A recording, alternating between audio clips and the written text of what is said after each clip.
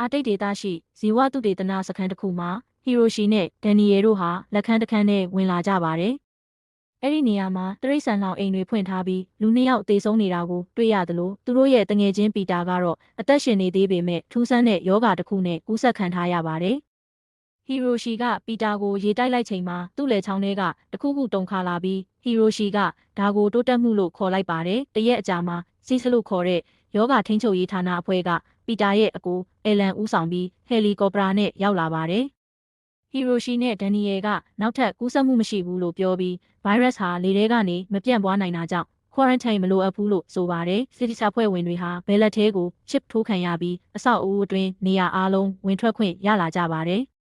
ဒါပေမဲ့တနေ့လုံးထဲမှာအပြင်ကဘာနဲ့ဆက်သွယ်နိုင်တဲ့ satellite အချိန်ကတနာရီပဲရှိတယ်ဆိုတာကိုသိလာကြပါတယ်။အယ်လန်နဲ့ဂျူလီယာတို့ချီနှောင်ထားတဲ့ပီတာကိုတွားတွေ့ကြတဲ့အခါသူ့အခြေအနေဟာအလွန်အမင်းဆိုးရွားနေပြီးညတညလုံးမရှင်နိုင်ဘူးလို့အယ်လန်ကယူဆပါတယ်။သွေးနမူနာယူတဲ့အချိန်ပီတာရဲ့သွေးဟာအနက်ရောင်ဖြစ်နေတာကိုတွေ့ရပြီးအဲ့ဒီအခါမှာပဲပီတာကရုတ်တရက်လွတ်မြောက်သွားကအက်ကိုခိုးယူလိုက်ပါတယ်။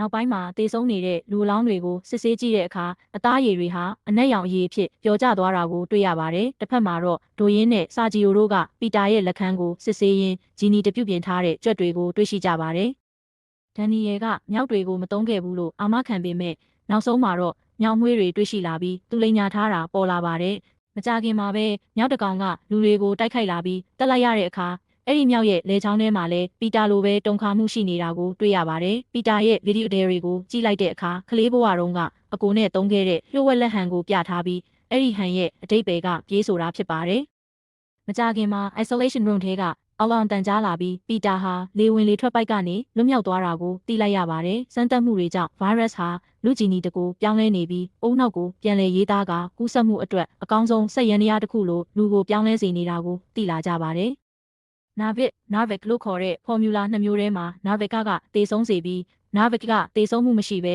ကူးစက်မှုတရားဖြစ်စေပါတယ်။နောက်ပိုင်းမှာနာဗစ်ကပါဇက်ချင်းအနက်ရောင်အရေးလွှဲပြောင်းခြင်းနဲ့အခြားသူတွေကိုကူးစက်စေတယ်ဆိုတာပေါ်လာပါတယ်။အချိန်ကြာလာတာနဲ့အမျှကူးစက်ခံရသူတွေပိုများလာပြီးစခန်းတစ်ခုလုံးဟာအန္တရာယ်အဆင့်ကိုရောက်ရှိလာပါတယ်။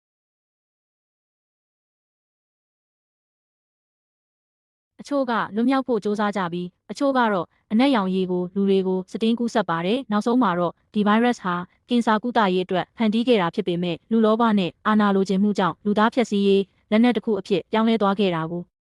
သိလာကြပါတယ်။အာတိတ်ရဲ့အေးထုကိုအသုံးချပြီးဗိုင်းရပ်စ်ကိုရပ်တန့်ဖို့စ조사ကြပေမဲ့အမှန်တရားတစ်ခုကတော့ဒီအရာအလုံးရဲ့အစပြုရာမှာလူသားရဲ့လျှို့ဝှက်ချက်တွေလိမ်ညာမှုတွေနဲ့အဖြစ်တွေပါဝင်နေခဲ့တာပဲဖြစ်ပါတယ်။ဒီဇလန်းကလူသားရဲ့လောဘလိမ်ညာမှုနဲ့အမှားတစ်ချက်ကဘလောက်အထိအန္တရာယ်ဖြစ်နိုင်လဲဆိုတာကိုပြထားတာပဲဖြစ်ပါတယ်။မင်းအနေနဲ့ဒီဇလန်းကိုဘလို့ထင်လဲ comment မှာကိုယ့်အမြင်ကိုမျှဝေပေးခဲ့ပါနော်။ဒီလို storytelling video တွေကိုမလွတ်ချင်ရင် channel ကို subscribe လုပ်ထားဖို့မမေ့ပါနဲ့ကြည်ယူအားပေးတဲ့တချင်းစီတိုင်းကိုကျေးဇူးတင်ပါတယ်။